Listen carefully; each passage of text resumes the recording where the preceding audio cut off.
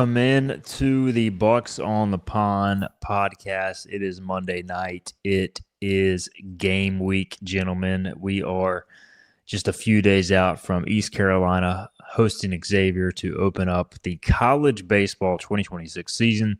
The conclusion of the Super Bowl and the Bad Bunny performance means college baseball that much closer. And we are here on a Monday night, as we will be throughout the season, 9 o'clock. We are a few minutes late, but, hey, bear with us. Scott and I have kids. We have excuses. Wags, he's always the earliest, and making sure his setup, making sure his setup is just right. That is Jonathan Wagner, and we have Scott Lowerbatcher as well. I just realized we got to fix this, gentlemen. There we go. Much better. Our usual setup if you're watching the stream, guys. Before I introduce you fully, just want to remind people the comments section are open. Tonight's show, we really won't have that much specific to talk about. We hit a lot of things last week. We will talk about expectations going into the series. We'll project the lineup, so feel free to weigh in with that. Anything you guys want to discuss in the comments, feel free to post that too, and we will get to it throughout the show. All right, Jonathan Wagner, are you ready for some baseball? Will you be in Clark LeClaire Stadium this weekend? Yes and yes. And your next question, I will be in the press box. Yeah, I'm pumped. It's freezing cold today, and I walked to my mailbox and I was just shaking because it was so cold. And honestly, it didn't change much. That proved more to me that it's baseball season because it's probably going to be cold. It always seems. We had snow early in the year last year. We had snow last weekend. So nothing screams baseball like snow and cold weather. And, we're ready for it. But yeah, I'm pumped. I'm excited to go back to Clark LeClaire, and I'm excited that I have Saturdays off now this season in addition to Fridays. So I'll be, one, more likely to go on Fridays, and then two, I'll be able to go on some Saturdays as well. So I'm pumped. I'm fired up. It's best time of the year. So, yeah, I can't wait until Friday. So I'll be covering the game with James Giglio Friday. Does this mean you're going to be in the press box full-time this season, Wags, or is this a one-time thing? Not full-time, but I'll be in there. When I'm going on Fridays, I will always be in the press box is my plan. But Saturdays, I have a friend who also has off Saturdays who might come with – I might go to some Saturdays, but I don't see myself doing the drive back-to-back days very often. But I do plan to be there at worst every other week. So we'll see. Scott Lowerbatcher is on bottom today. He's rocking his sweet hoisted color shirt. Scott, welcome back. Are you ready for some baseball? Absolutely. It's time to turn the page on the most boring Super Bowl of the last 25 years and get right into baseball. One point of order, though, I do have to help you out here, Steven, is it's just Xavier. There, you don't pronounce the X. Yeah, I struggle with that. As often as we as a fan base get upset with people saying our name incorrectly, I wasn't going to let it go by the whole show. So if I go, I've been, it's one of those things like, I don't know exactly how to pronounce it, so I've been going both. I've been saying Xavier and Xavier. Just so if I go, yeah, I'm just waiting on either both to be correct or somebody to correct me. So Xavier. I did double check before the show because I was like, I think it's just Xavier, but let me be sure because we are playing the toughest non-conference schedule team. They will definitely have it this first weekend. Yeah, absolutely brutal. So Xavier, the Musketeer. I'm just going to call them the Musketeers. How about that? So don't screw it up. Say what? All three of them. Yeah. 3 Musketeers this weekend. 3 Musketeers. Hey, 3 games, it is what it is. Bruce Willis says the name is Xavier is so old that it doesn't matter how to pronounce it, I heard. So, and Bruce Willis, we always trust what he says. There's no doubt about that. I mean, he is never wrong. He has some clean onions. Yep, he's been washing his onions tonight, apparently. Or rinsing them, excuse me. Rinsing them. I do want to say shout out to Daniel Lavia, I believe is the pronunciation, who gave us a $20 super chat at the conclusion of last week's show in the comments section. So appreciate it, Daniel. You're paying these guys salary basically with that that donation. If you want to donate to the show, you can go to YouTube, check out the live feed. There is a show your support for Hoist the Colors $ super chat. If you read it during the broadcast, we will 100% post it. And any amount, obviously, welcome. But major shout out to Daniel. These guys volunteer their time to join the show, and really appreciate them. By the way, check out Wags on 3. He's now an insider with college baseball. So if you really want to get the scoop, read his stuff along the way. All right, let's get into some discussion, gentlemen. You know, we covered a lot last week. Couple things to start the show. First off, I'm a non-script guy, so I would have like things just popping into my head, but I remembered what we covered last week and what did not. So one thing that I do want to follow up on, we made our starting rotation predictions, and I think we were pretty much on it.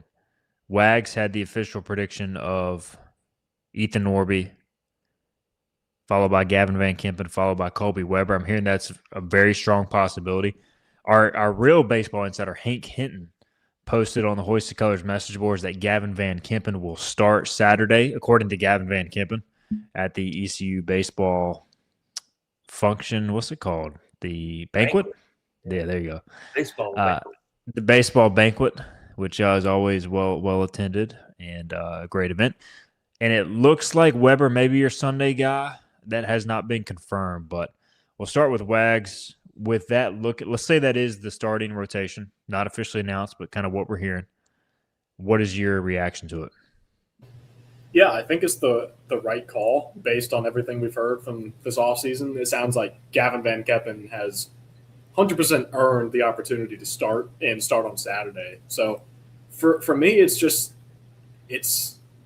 we talked a lot last week about how many options we do have on this staff, but to me, it's, are they going to pan out? And Van Kempen's a guy that, I'm not concerned with. I think he's going to be a solid pickup for us, but his numbers at West Virginia last year were not good.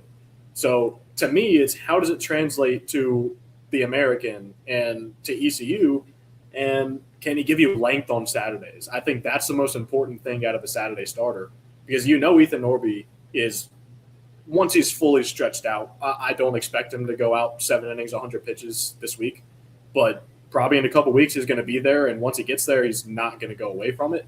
So your Saturday guy is the key to the whole thing, because he determines the rest of your weekend. If he goes out and gives you 3 innings like we saw a lot last year, then you're pitching out of the bullpen early and often on Saturday, and it throws off your whole plan on Sunday. It puts more pressure on someone like Colby Weber. So, but yeah, it's important for Van Kempen to come out and not only pitch well, but pitch well and do it efficiently and give us length. So that's the biggest question I have, because I think we have a lot of options, but if, say, Van Kempen doesn't work out or Colby Weber doesn't work out in the rotation right away, you have Sean Jenkins to go in, but he was a mixed bag last year too. So to me, it's just you don't have a ton of options that have proven it starting wise, and that's my concern. But I do think for opening weekend, that's probably the right call and what I would have done as well.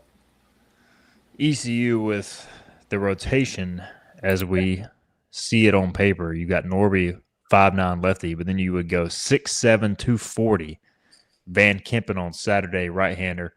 Which, by the way, when I watched he posted, I think it was either him or one of his workout facilities posted some off-season throwing. He looks, I'm not going to say he looks like he's savage, but like the arm motion straight over the top, it looks like he's kind of done some reconfiguration and he's developed a split. So I don't think that was something he really had at West Virginia. So I am curious to see how that plays out at ECU. And then you've got Colby Weber, who's 6'6", 200 going on Sunday, throwing 94 to 96. So it looks good on paper. I do think if those guys struggle, at least you can go with a Frank Saccone, who's more of an experienced option. Let's say Towers looks good, whether it be bullpen midweek, he's a guy. And Tolick, I'm hearing, is trending back. If he throws well this week, he'll be available this weekend. So it's just, as you said, like, I don't know how many guys are going to go deep into games, but I do think you have a number of dudes who can start. So I think that's the big thing. What do you think, Scott, on paper as we head to open the weekend with the rotation? Yeah, excited to see what Colby Weber has to offer. But my fear with Van Kippen is looking at his stats from West Virginia and seeing him not go more than 4 innings really all season in any of his starts and not more than 80 pitches. It's just like what Wags is saying, is it puts you in a bind going deep into your bullpen on Saturday, and then you're probably going to have to go again to your bullpen on Sunday. But then Tuesday rolls around, and now your guys are pitching for a third time that week, and then it just keeps kind of compiling on itself. Um, but until we see him out there, we don't really know what he has, what the off season has done for him. So if he can come in and give you 5-6 innings on Saturday, keep your bullpen fresh for Sunday, and then those midweek games I think are going to be very important to this team when it comes down to can we host.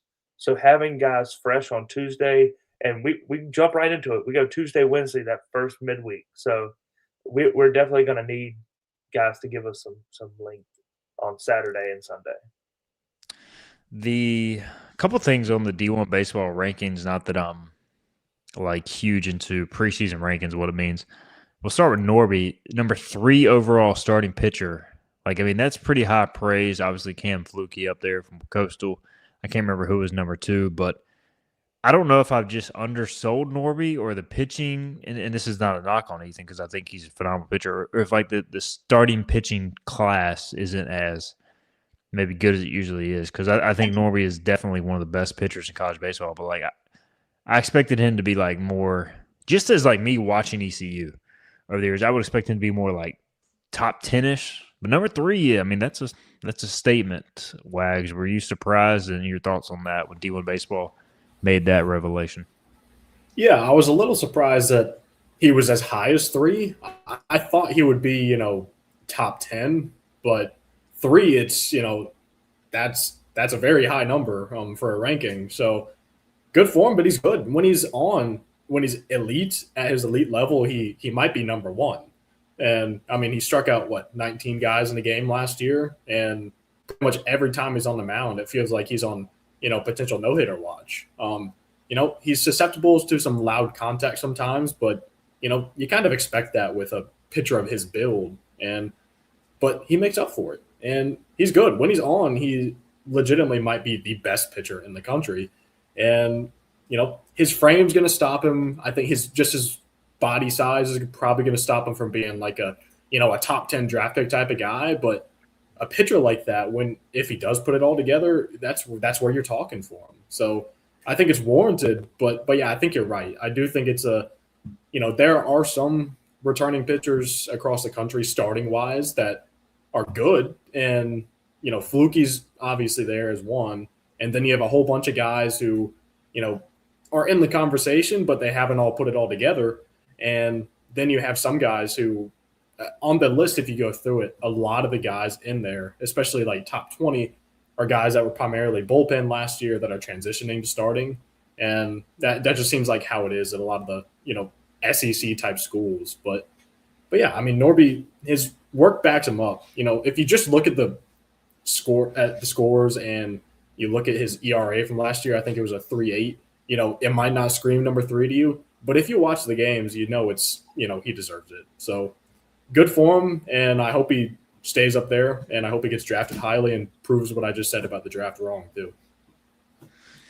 Yeah, something I noticed when I was writing on Norby over the weekend, he allowed, I think it was 13 or 14 of his like 38 earned runs given up were over it was like a 3-game span midseason where he just ran out of gas. It was like UAB, like FAU, and I can't remember the other conference, Tulane, I think. He just got hit around those games, kind of ran out of gas. I think Tulane was actually the series he came back out of the bullpen.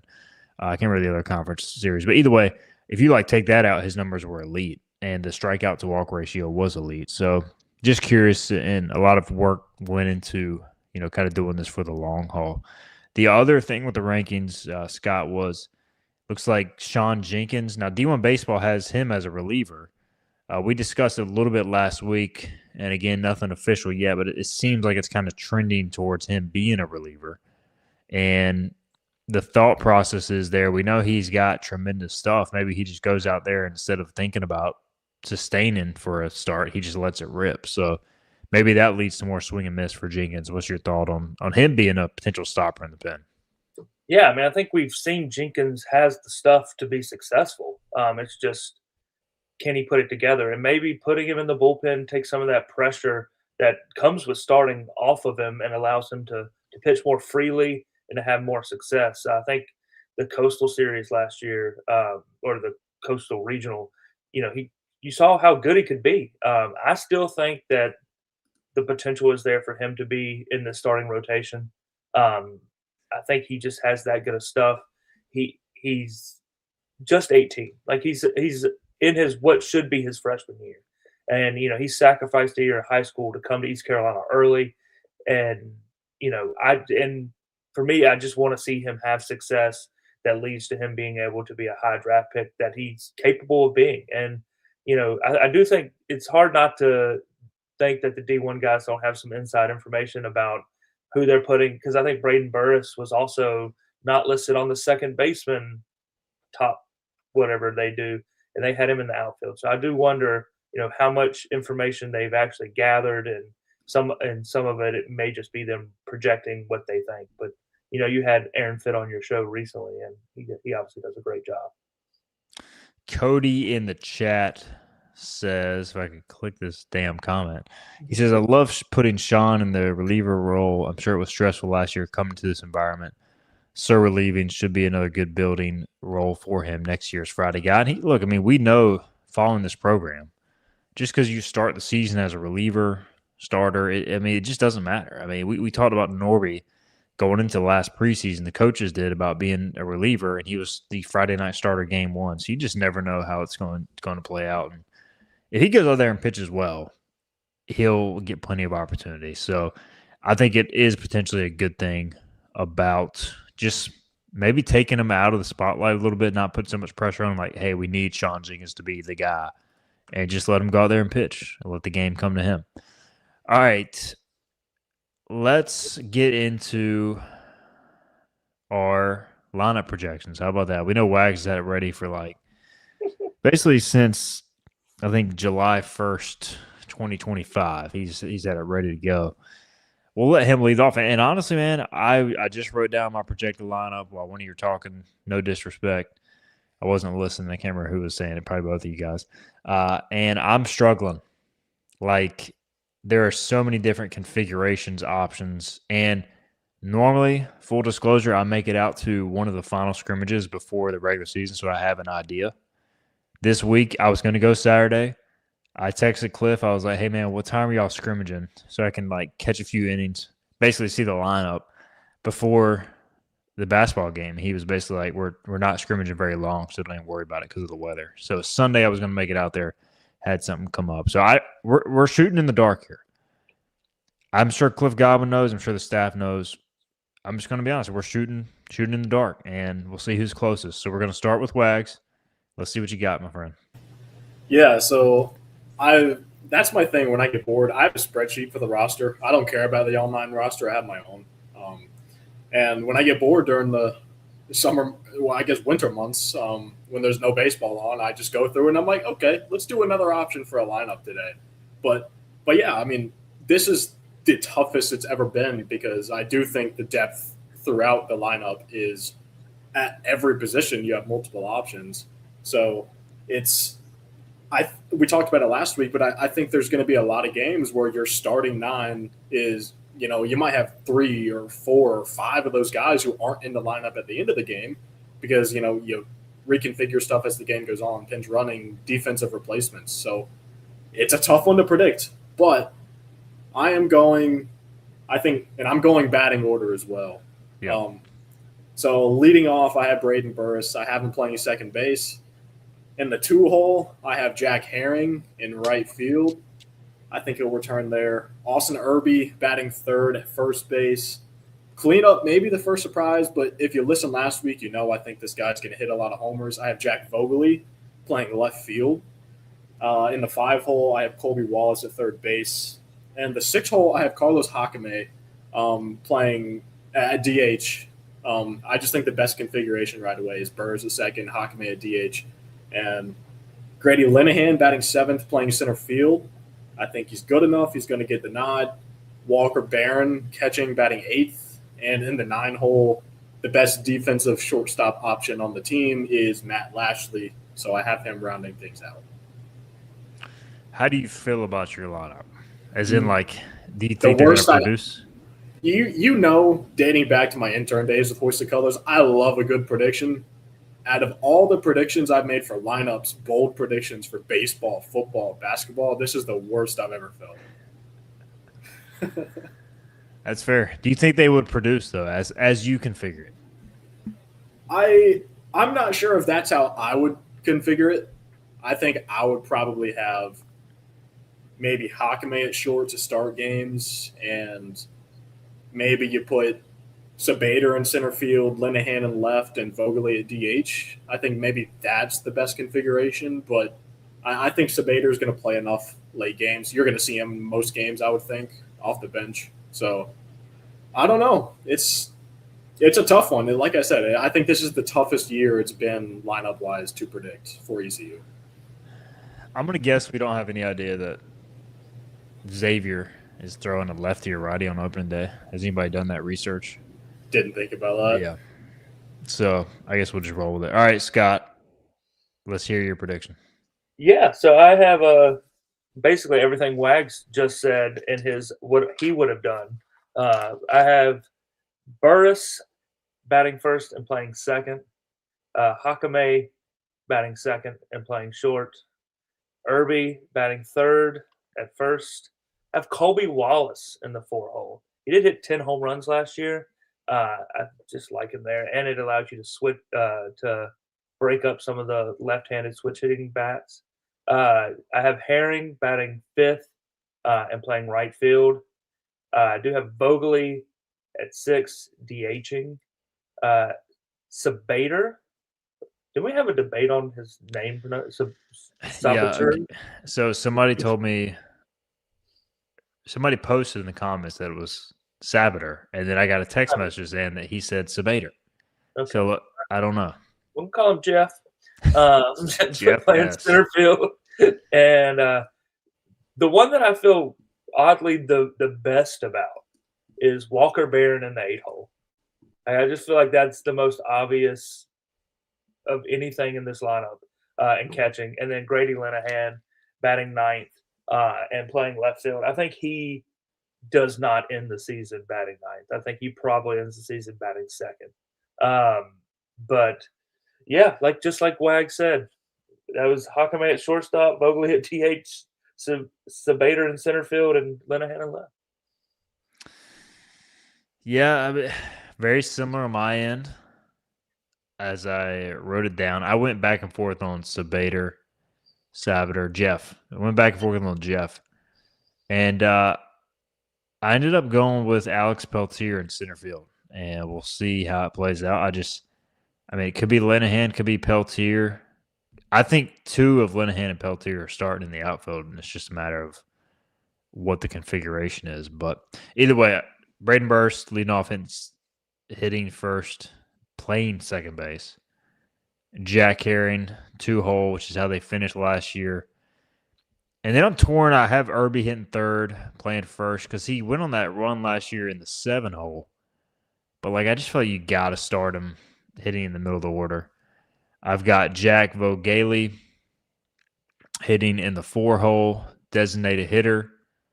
Again, could start in a corner outfield spot, but I got him DHing. I've got Colby Wallace playing third, batting 5th. So I think you had that same top 5, right, Wags? As far as batting order? Yeah. I had, Irby 3, Vogely 4, Colby 5. Yeah, okay. I've got Linehan hitting 6th, playing left field. Peltier hitting 7th, playing center field. Walker Barron catching, hitting 8th. And I've got Matt Lashley starting at shortstop, hitting 9th. I don't know 100% what his health status is. I know he's been slowed at times by a nagging injury this preseason, but I think if healthy, he starts and you go with your best defensive lineup game 1. So kind of where we differentiate guys. Obviously, shortstop between Hakame and Lashley, and then center, it could be a number of guys. And the real question is, what if it just gets crazy and like Colby Wallace or Burr start at shortstop on opening day? That's when it would get really insane. I'd never put anything past Cliff Godwin. Does that mean In the best way. Hakame is at second or? Yeah, I think Hakame would be at second most likely. I mean, obviously you could say Braxton Trammell if he was healthy, but I did get clarification he will miss a significant amount of time with the injury and maybe the entire season. So I think it had to be Hakame at second in that case. But yeah, I know Burris has played some short this preseason. I just don't know if he starts there right out of the gate. So I will say I almost did what you did and put Peltier at center. That was my original plan. I think if you asked me 2 weeks ago, that's probably what I go with. I mean, the talk of the offseason seemed to be Peltier has taken the step. So it would not surprise me whatsoever if he's in that lineup on opening day. And if he is, I hope he produces because that would be nothing but good for this team. So would not surprise me. And I hope he plays well if that is the case. something with the outfield configuration is obviously Jack Herring, a switch hitter, stronger from the left side than the right side. But Peltier, Linehan, right-handed, Sabatier, Jeff, we know he's obviously a lefty, kind of slap-hitting Lane Hoover style. So if you want another lefty in there, you throw him in there because it can be pretty right-handed heavy how we have it configured. Vogeley's a right-handed hitter, Colby Wallace a righty. That's where that's where it hurts losing Trammell. He was kind of that switch hitter that could provide pop from both sides. But yeah, I think it's a solid lineup on paper. I think the lineup is very good defensively, whether you go with if you go with Lashley at short and Wallace at third and either Peltier or Jeff or Linehan at center, I think that's a pretty damn good. We know Walker can catch. You're going to have a pretty good defensive lineup. And then bottom of the order scares you a little bit, maybe just on production, but that's why they play the games. So anything else to add on the lineup, fellas, before we move on? Just hope we see more than one this weekend. We will. I mean, there's no doubt about that. All right. I'm willing to bet all 3 games. Different lineups. We have a different 9 at least. You're not going to see the same 9 start for more than one game this weekend. I'm willing to – maybe I should have saved that for my prediction. Yeah, I was going to say, Wags hit his bold prediction at 28 minutes. Don't worry. I'll come up with another one. Cody says Hakame at second, Lashley at short, Linehan, Burris, Jack. He says Vogeley batting for Lashley. I don't think that's allowed in the NCAA. Maybe, yeah. I think that's allowed in softball, but not in baseball. I think high school is the last time you can DH for somebody that is not your pitcher. Yeah. No designated. I mean, there is a DH, but you can't just swap that guy out for somebody playing the field and have a second DH. That would also mean that Ethan Norby is batting at some point in this lineup. That would be, hey. Ethan Norby home run. There's my bold prediction. He was a pretty good hitter in high school. All right, Will Landon wants to talk about the coaching staff, which I think is a fair point. He brings up that one thing that has not been discussed much is the staff that Cliff Godwin has assembled. He says, pumped to have Agnos on the staff, high energy, great attitude, knows what it takes to be successful here. And then also adds, can y'all discuss what impact you think Jake Gautreaux has on the offense this year?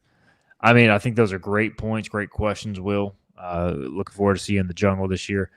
With Gautreaux, I've heard excellent things from everybody surrounding the program, talking to players in the program, just makes hitting very simple. And everywhere he's been, obviously at Mississippi State for a tenure time, led to big power numbers. And I know that the approach in BP, obviously you're still going to bunt, you're still going to do hit and run, those sort of things. But I've just heard that there's a lot more power in BP this year. So I don't know if that's intentional. I don't know if that's talent or what. But I think impact, guys, I just don't think we know until we see the team play. It's hard to measure. We see it all the time. We're all huge MLB fans. like we're always like fire the hitting coach. Like if your MLB team struggling to hit in June, like I don't know. I mean, it's a little different because they're professionals and they can figure it out on their own to a large degree. But maybe more like how does the offensive philosophy change is what I'm interested in. Is it still the bunt and hit and run offense, or are they up there just hacking for the fences? Are they more patient? Are they more aggressive? Like I don't really have a good feel on what impact it will have until the team plays games. I mean, any thoughts here, Scott, before we go to Wax? Yeah, I mean, he's obviously an incredible coach. I think the last 2 times that Tulane has opened, I've said they should go get him. He's their Cliff Godwin, if you think about it, a guy who's spent so much time in the SEC and he's a Tulane alum. But yeah, I think you're right. We should fire Chris Heisey, the Reds hitting coach. I've been saying that for 12 months now. So it's going to be interesting because this isn't a guy who this is his first big time coaching job, right? It's a guy with a ton of experience, real experience in the SEC that I think Cliff respects in a way that would be harder for just a guy who is being promoted for the first time to hitting coach. So I think we may see more power and we may see more aggressiveness at the plate than we have in years past, but it will still be East Carolina baseball. John White says SEC does not bunt, so how will it mesh between his style and Coach Godwin? We just don't know, Wags, and I think we will still see Cliff coaching third, which means we will still see plenty of bunts. Yeah, for sure. And I agree with everything you guys said. It's just no idea. Well, we're going to find out on Friday, I think. I think that's the thing that it's going to show up early if there is a big difference in philosophy. But to me, him being there, the biggest value is, I predicted the over on Cliff Godwin ejections last week, just because I think it's going to free Cliff knowing that he has a real elite level hitting coach in the dugout, that if the offense is going through something, or maybe it turns into last year where you need a lot more hands-on coaching in the dugout. Cliff doesn't have to go in there to do it himself now. So having Gautreau in there is awesome. I think it's going to free Cliff up to kind of, if he needs to go do something else, if he needs to go get ejected or go yell at an umpire because he's not getting calls he wants, I think he's going to feel more open to doing that. And, I know we joke about the Cliff ejections too, but, I think it's important that we always see Cliff out there when he's coaching third base, especially, he always gives it to the umpire a little bit. And I think sometimes that's important. It fires up your team to see your coach having your back. And I think last year maybe he wasn't as willing to do it because he didn't want to get ejected, which I don't blame him. So it's a big impact. But as far as, philosophy and tactics and hitting, we're going to find out. But I don't think anybody can really predict with any certainty how it's going to look if you're not in that locker room. I think the staff overall is, you just look at it, one of the best in ECU history in any sport. Gautreau, which ECU is getting on a discount. I remember I requested his contract. He's making less than $100,000 to coach at ECU this year. Now, a lot of that is because the Mississippi State still owes him. From he got fired with 1 year left on his contract, so he didn't need a lot of money. So I am curious how long does this last, but we'll cross that road and get there. Jeff Palumbo,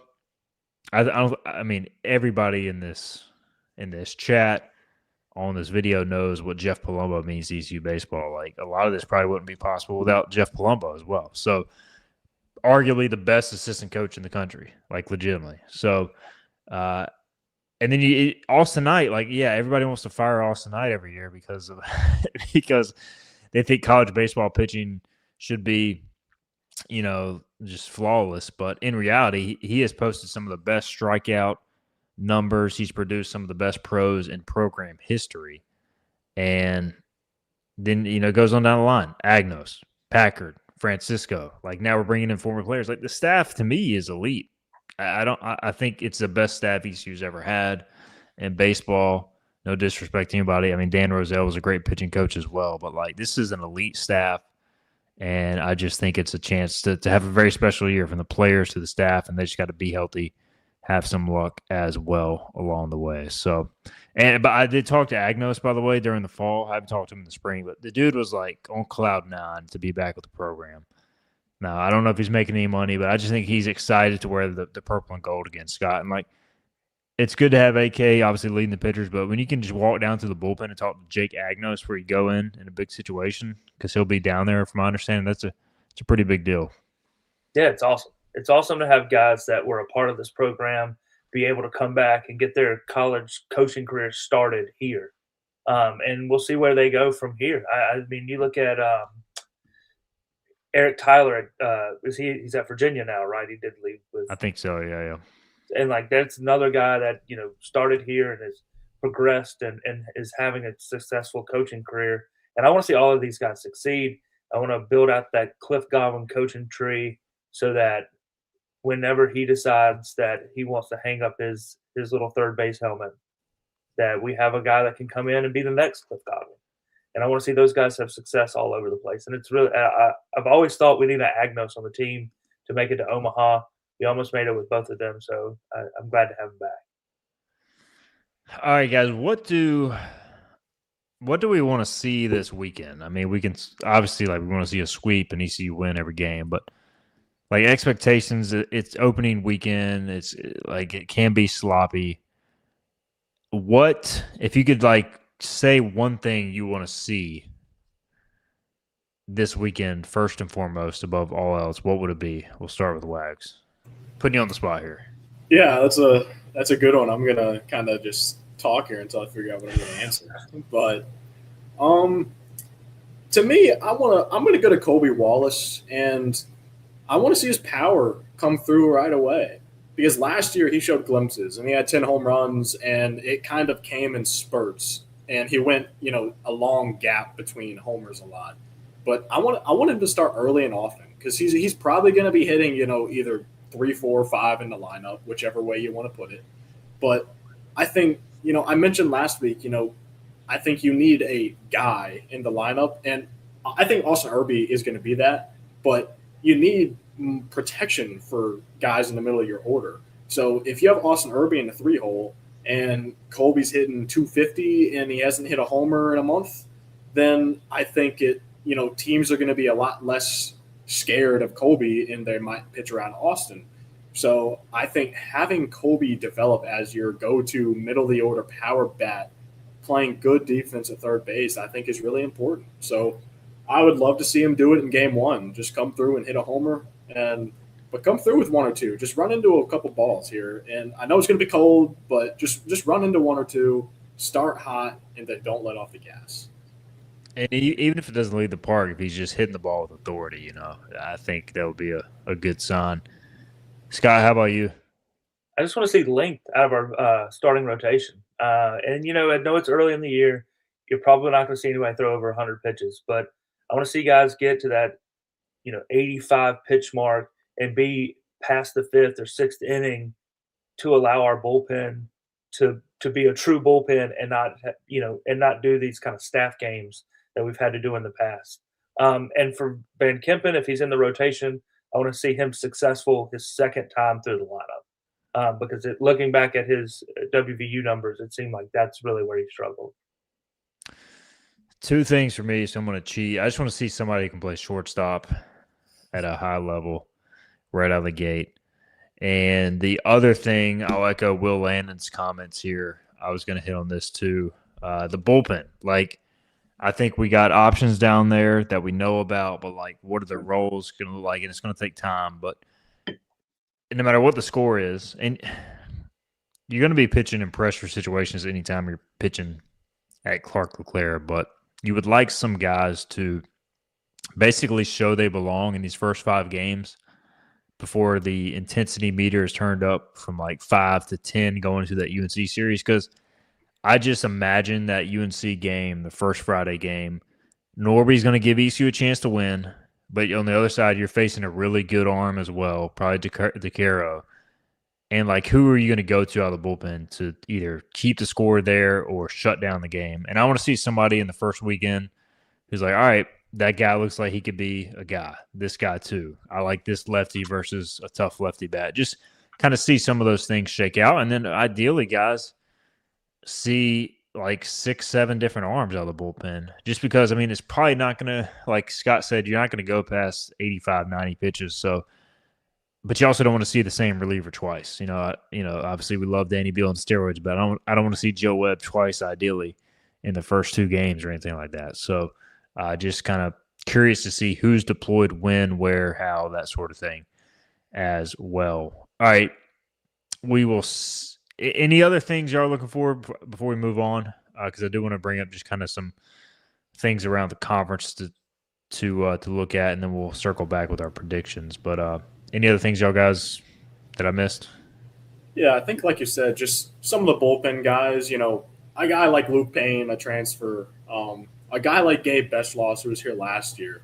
I want to see those guys come in, and of course, both of those are lefties too. Always love a lefty out of the bullpen, but love to see some of those guys who maybe aren't getting talked about as much as your Joe Webb, as your Sean Jenkins now potentially out of the bullpen. So I want to see some of those under the radar guys just step up and come in and shut it down for an inning. And again, it's week 1, and just because someone comes and pitches well in week 1 doesn't mean that they're going to continue pitching well. But just come out and give us some hope that maybe this is the deepest pitching staff we've ever had. So that's another thing that I'm looking at. I just want to kind of see who is kind of that unsung hero out of the bullpen, and someone who maybe we're not talking about as much, who can emerge out of that group. All right, anything to add, Scott?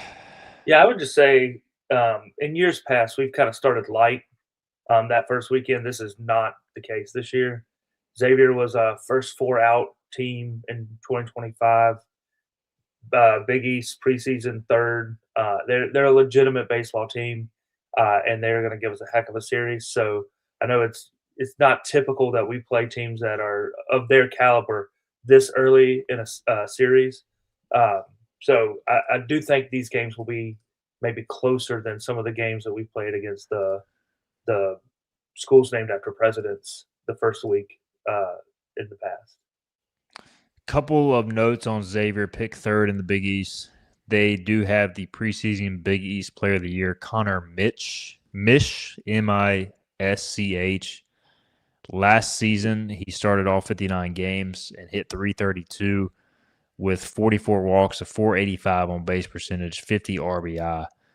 Hit .448 in Big East play. So he's a name to watch. Also, Clay Burdett, all-conference outfielder, preseason pick, hit 13 bombs last year, 23 extra base hits. And then it looks like their top pitcher, or at least one of them, Ryan Peach, P-I-E-C-H, 6'3", 215, out of Ohio, preseason all-conference guy, 14 starts last year, 4-1 with a 4.37 ERA, 65 strikeouts and 59 innings, only 38 hits allowed, but guys walked 49 in 59 innings. Now, opponents only hit 182 against him.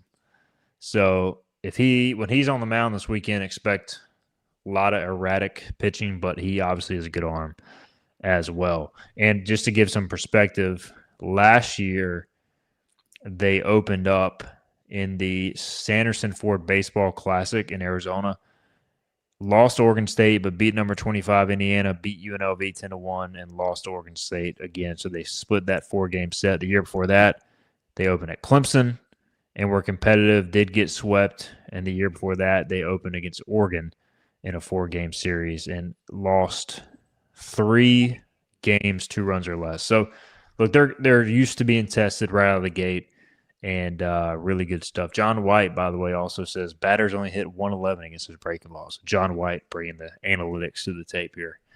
Let's look around the American real quickly, guys. Just week 1 in the league. And I know, look, nobody gets more excited for American baseball than this crew.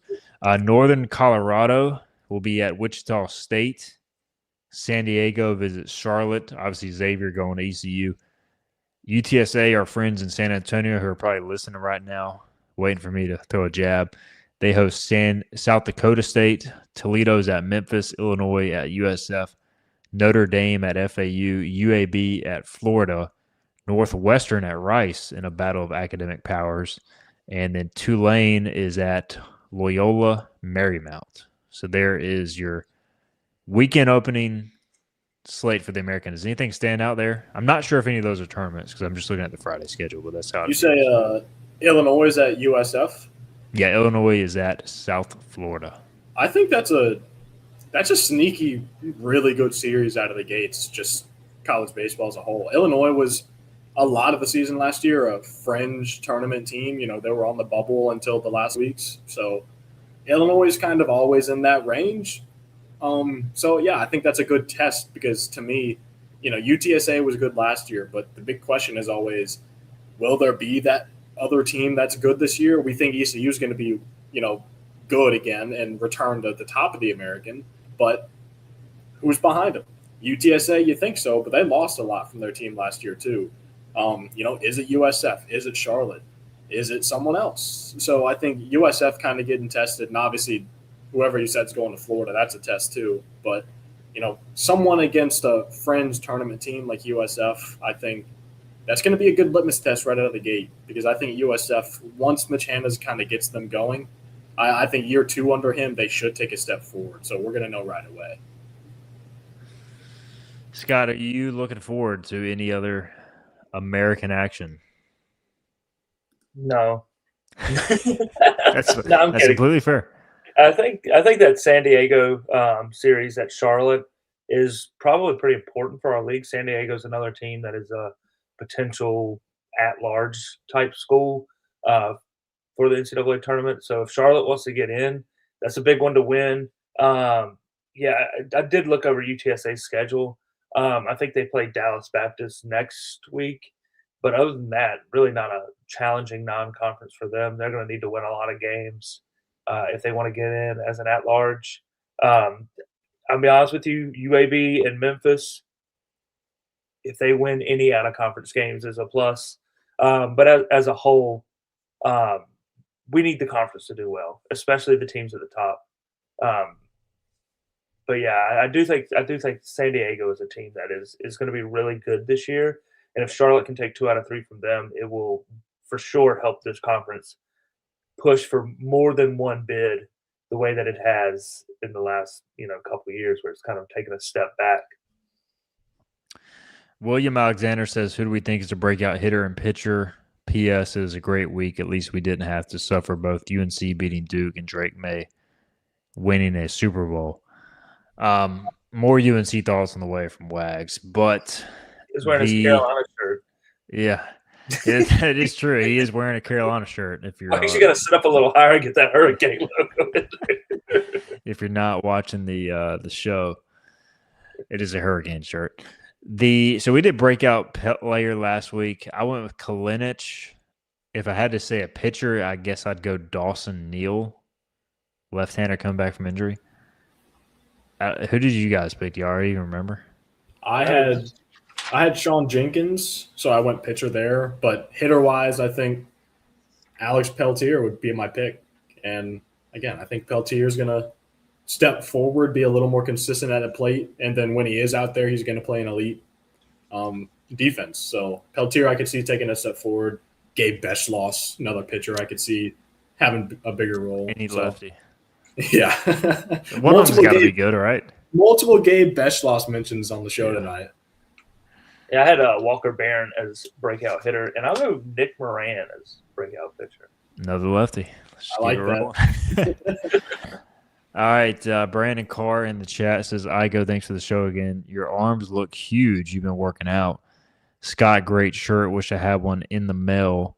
Wags, we going to celebrate on Franklin Street again when we win it all this year, just like we did Saturday night, ? I have been upping my protein take. I guess it's maybe paying off a little bit, Brandon Carr. Not as much as Preston Carr's biceps these days, but Igo just got the biggest ego boost on this podcast. just start flexing the whole time. Appreciate it. Scott, yeah, great hoisted color shirt. Maybe I should hook up Brandon Carr. He's the lowest subscriber. What do you think? I think so.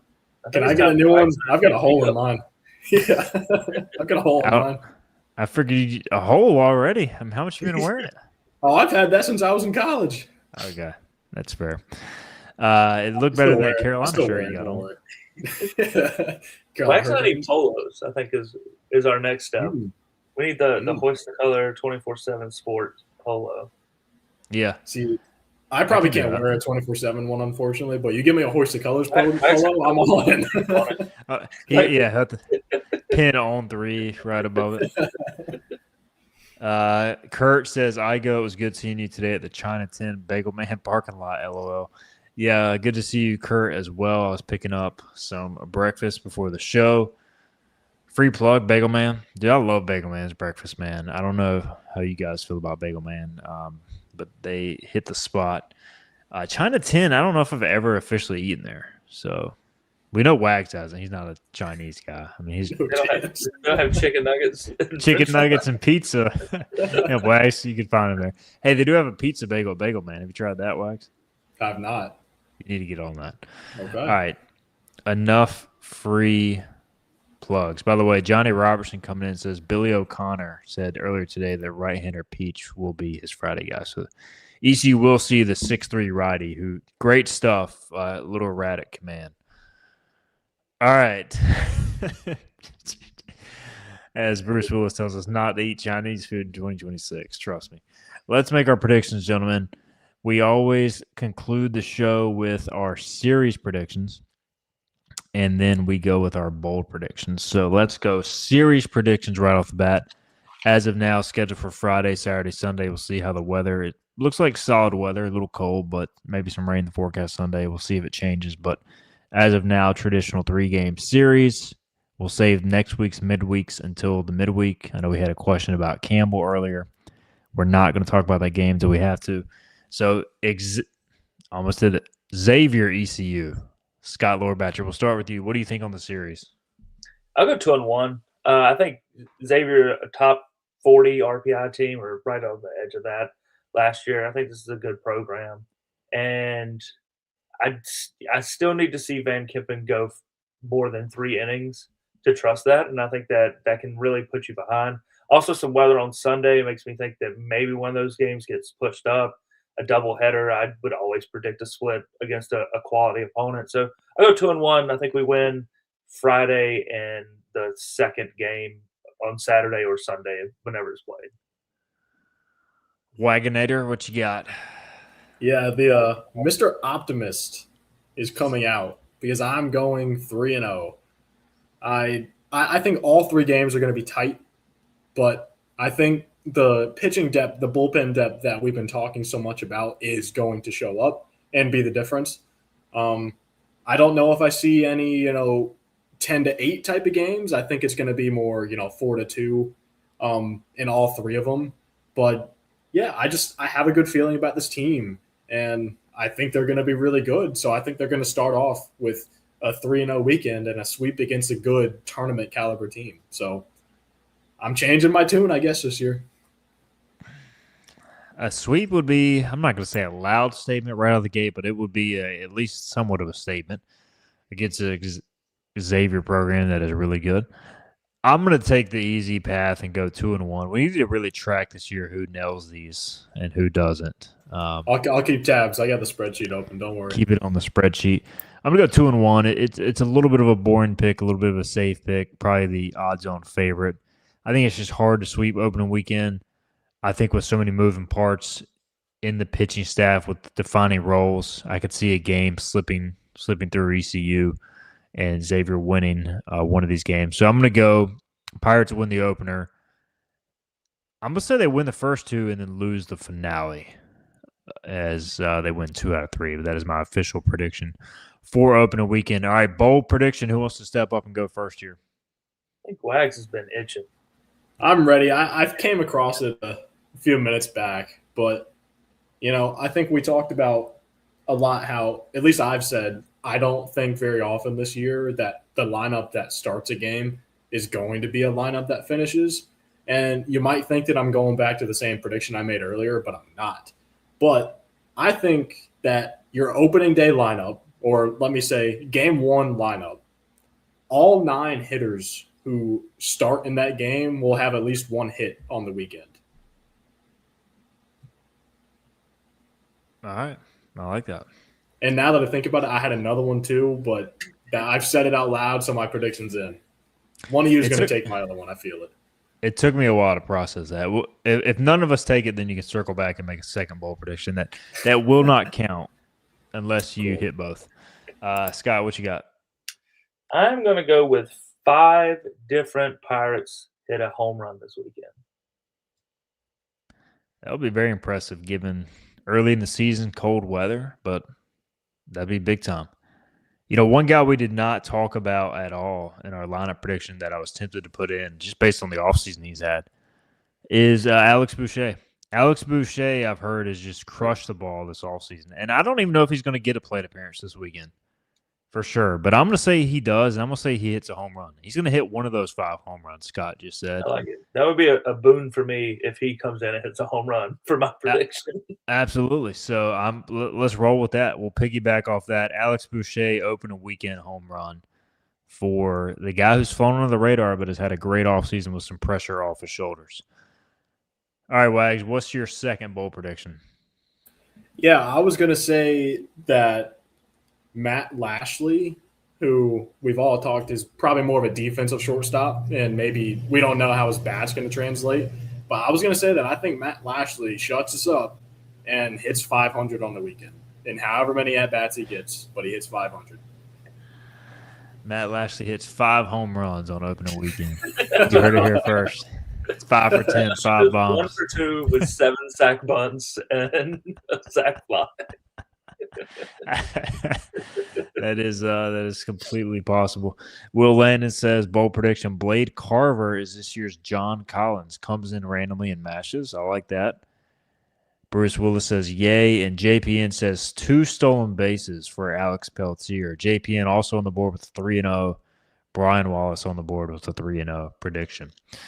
Well, gentlemen, we have waited long enough. The season is here, and I'm fired up. Any closing thoughts before we wrap this thing up? Feel free to take the floor, either one of you. Yeah, I've got the spreadsheet ready. The bold predictions and predictions are locked in.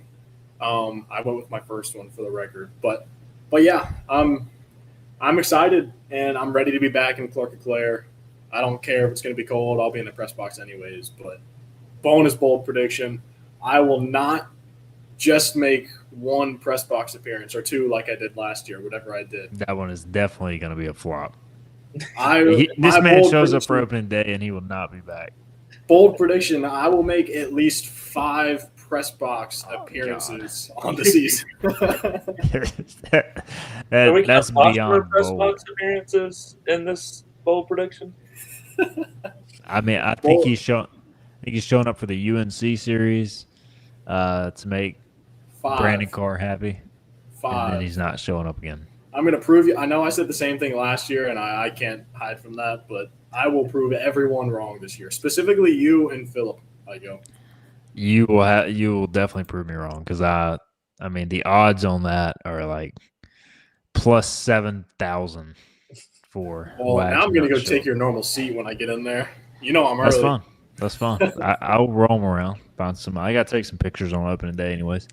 All right, gentlemen, we got to get out of here. This has been fun, and let's just play some baseball, man.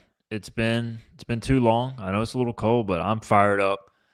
For Scott Lorbatcher, for Jonathan Wagner, a.k.a. Mr. Bold Prediction Man, I'm Stephen Igo. This has been the Hoist the Colors Bucks on the Pond podcast. We'll be back Monday night, 9 o'clock, once again to wrap up the season opening weekend series against Xavier. We'll see you then. Till next time.